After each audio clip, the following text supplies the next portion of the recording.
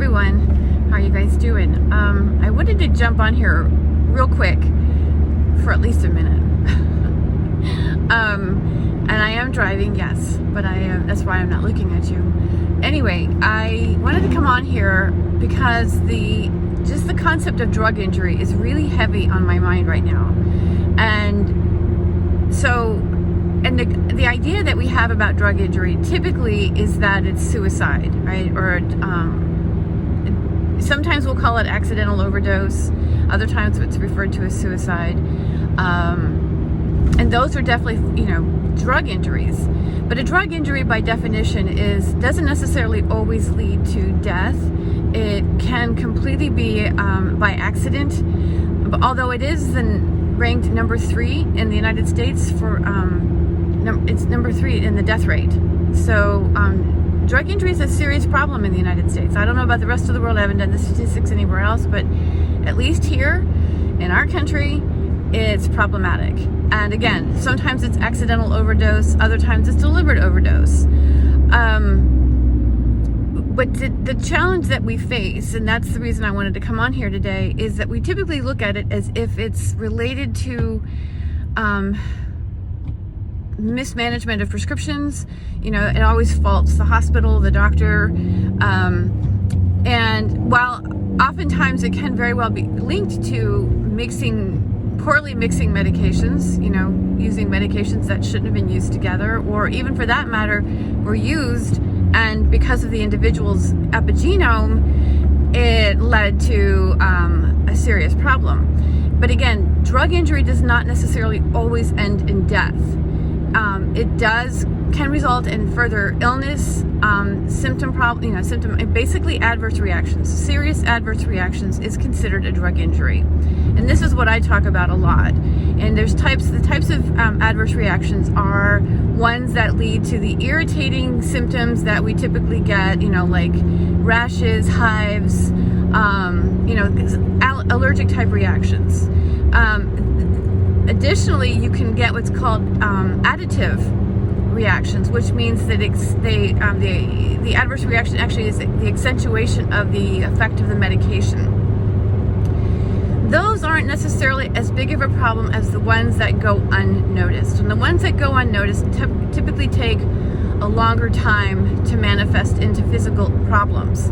But these are all forms of drug injury, and this is really what I'm out to help prevent, because the thing is that there's a lot of people on this planet that love natural remedies, and I wholly admire that and celebrate that. At the same time, the inclusion of, and this came up the other day because I answered a question on Reddit regarding essential oils, and I used the terminology GRAS, generally regarded as safe. And we were talking about oils, and when they're labeled generally regarded as safe, they are not regulated by the FDA. The only time the FDA steps in is when there is a drug injury. And unfortunately, in our medical world, we are not really screening people for the use of natural remedies and the way it integrates with medications.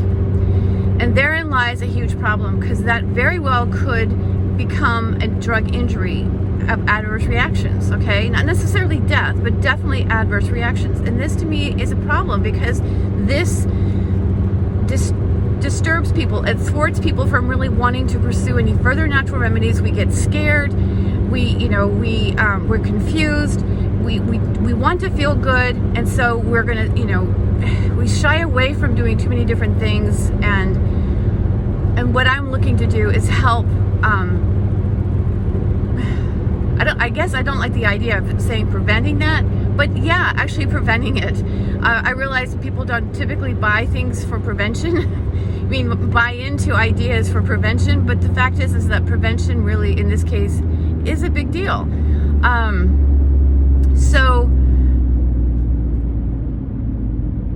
Oh my gosh. So anyway, back to the generally regarded as safe. This is how it came up. So again, I answered the question, and and somebody was saying to me, well, they didn't understand what I meant by that.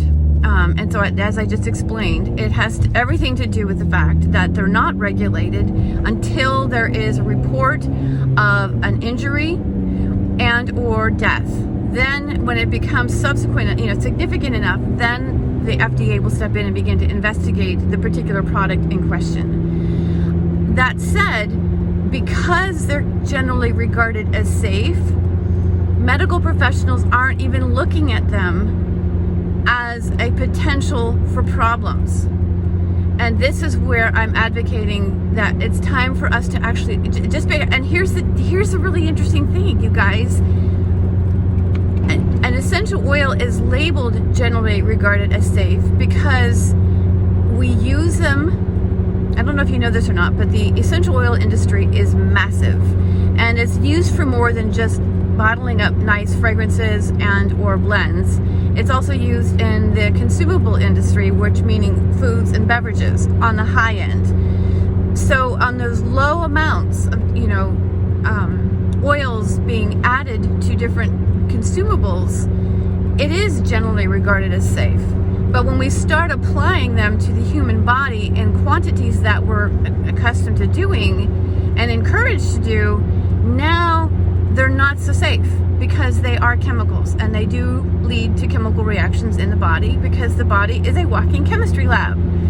But this is the really cool thing about nature, and this is where I feel like it's time for us to realize that we have a massive opportunity here to really influence a positive change in our health and prevent these drug injuries.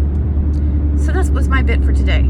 And thanks for hanging out and driving with me. We've arrived at our destination stoplight and we are good to go. You guys have a great evening. I will see you soon.